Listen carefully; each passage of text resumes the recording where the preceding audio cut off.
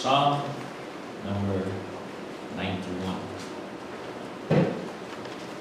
We're reading the whole Psalm, and I'm reading from the NASB version of the Bible, and follow silently the particular version. Psalm 91, let's all rise as we respect the reading of God's holy word.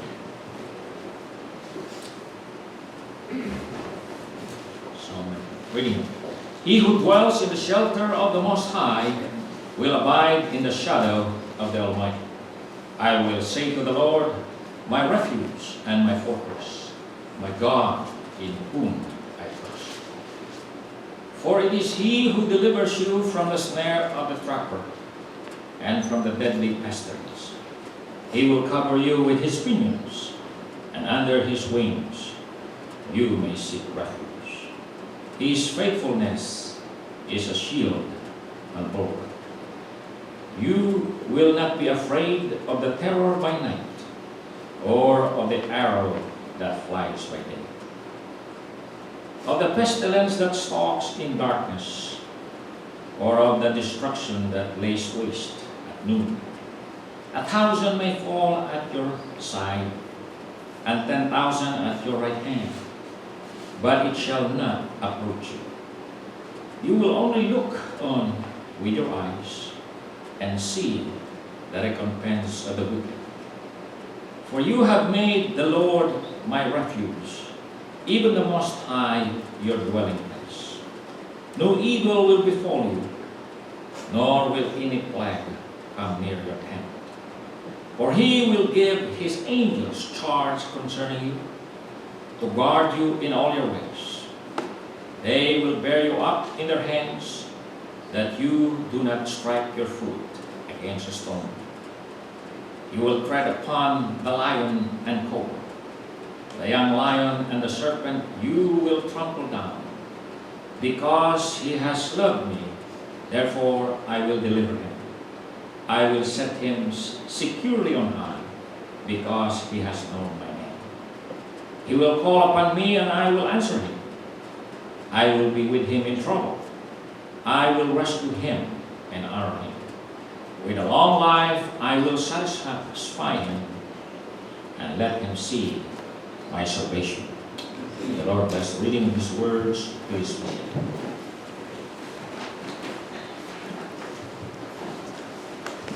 I did not tell you that I have invited a special speaker this morning, but now you know. We're supposed to have that weekend mountain fellowship, but because we don't control the weather, God does. So we control our decision to postpone. And if that happened, I presume I will retire, because I'm now senior citizen, no longer young. So I asked my friend to preach this morning. But because everything changed, he still will preach, even though we didn't go to the mountain. So I'd like to introduce him a little bit. His wife is Sister Naomi, all the way back there. Sister Naomi. And from what I remember, you're blessed with 3 children, right? 2 only. Oh, I'm ahead of you one. Yeah, it's a miscarriage. The third one. The third one was miscarriage. 2 children. They're all in the Philippines. Yes. And our speaker is Pastor Alconga, Fernando, we call him Nanding. Yes. And I'd like to say a little bit about him. Not a lot. Not much. You know Pastor Manny Tabuharan, right? Yeah. They were classmates at Phoebe's, so they know each other very well. And from what I have gathered, Pastor Nanding, his last activity or leadership position, but he was with Green Hills Christian Fellowship. You heard of that? Big church in Metro Manila. And he's one of the leaders for leadership in the church. How many pastors do you have there, Pastor? We have at least 22 churches of the same name, Green Hills. Wow. The mother church is 3,000. Wow. 500. Big ministry. We have many daughter churches. Green Hills is, when I was a student at previous, Green Hills Christian Fellowship was just newly started, from what I understand, by an American missionary. And out of that group, so many churches were born and leaders were made. God can accomplish great things when God's people put their hearts and mind together. And from my brief association with CBAP Philippines, Conservative Baptist of the Philippines, Pastor Nanding is or was the vice president. He told me during the time I was there of our organization. So he's not only a pastor, but also a proven leader. And I'm so happy that he's here this morning to give us the Word of God.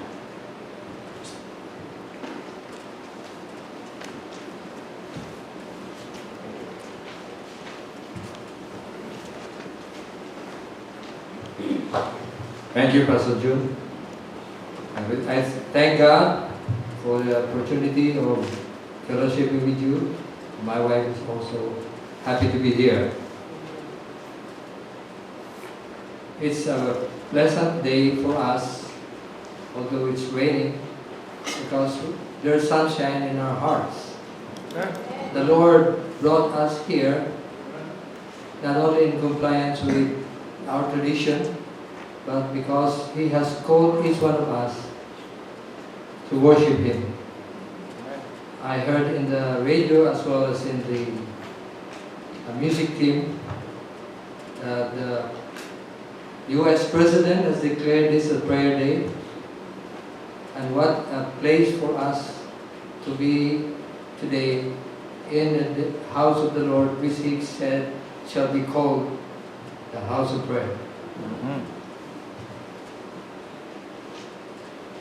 About a week ago, I was preparing for a message which I was enthusiastically studying or reviewing as well from John chapter 15. And then Monday I heard there had been cancellations of trips to Europe, except England, and China was also one of the countries, and 30 other countries have been affected.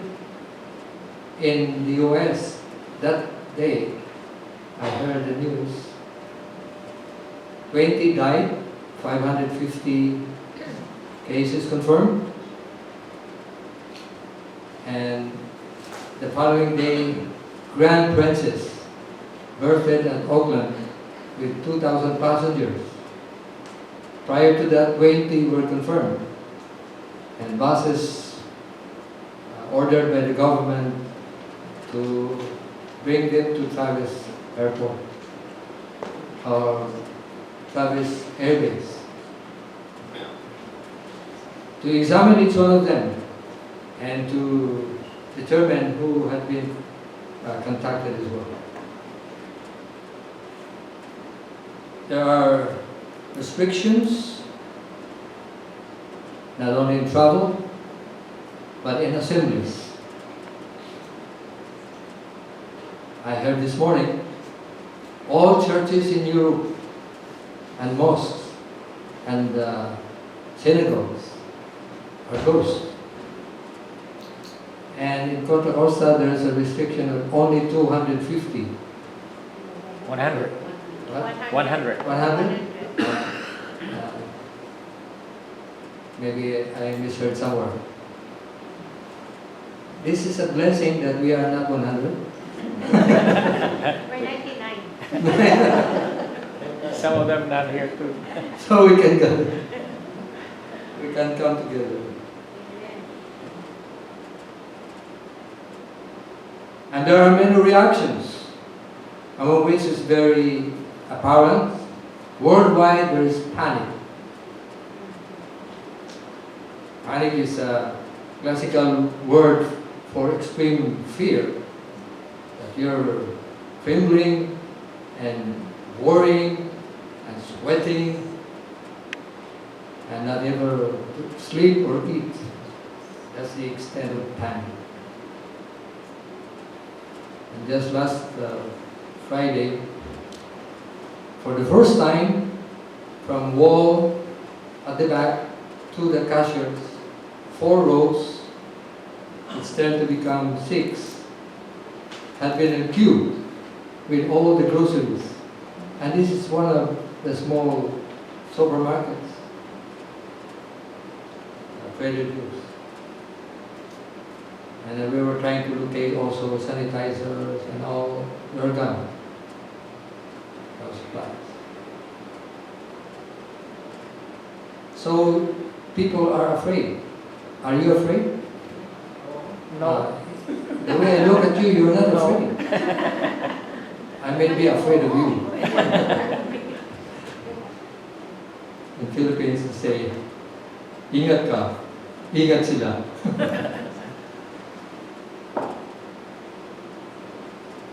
But whenever we are afraid, like the psalmist David would say, I will go to the Lord. And in this chapter that we are studying this morning,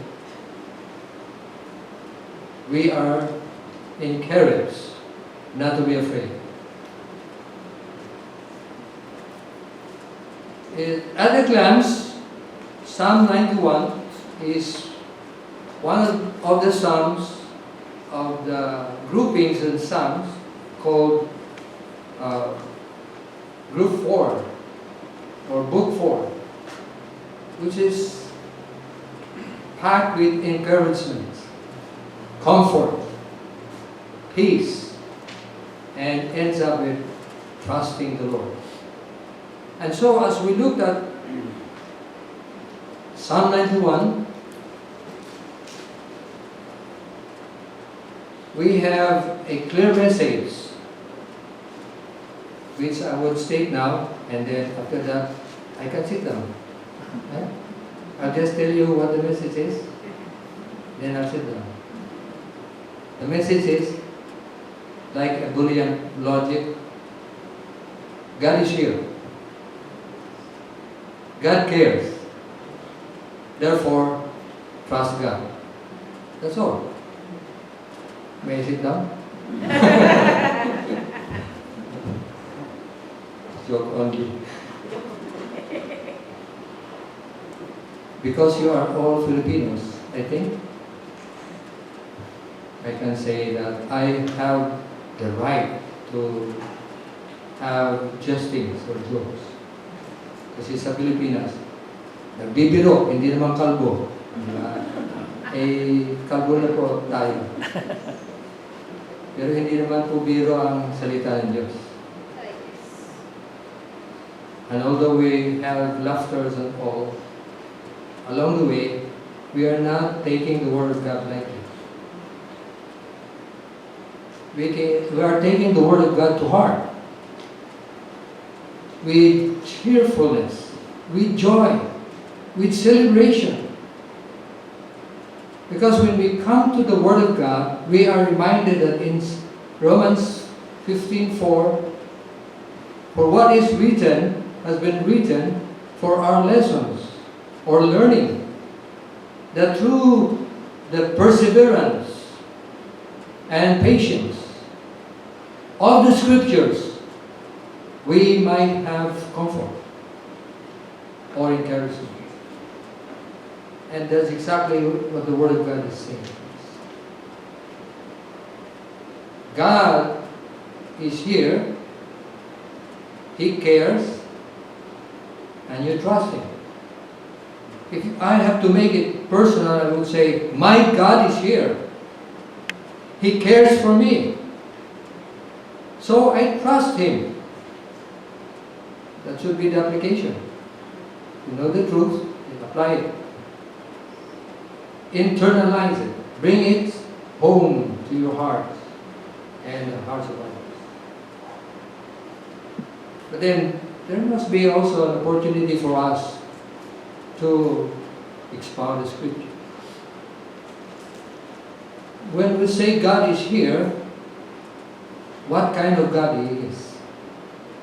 Who is this God that we are talking about? Or that the Bible is saying, God is here. Francis Schaeffer, a long time ago, an agnostic who became Christians and settled in the Alps of Switzerland, wrote books, and one of them is The God Who Is There. And the other theologian, also in Europe, J.I. Packer, Knowing God. Well, although they are old books, I would recommend you go through them devotionally, because they are very deep, especially J.I. Packer's Knowing God. The God who is there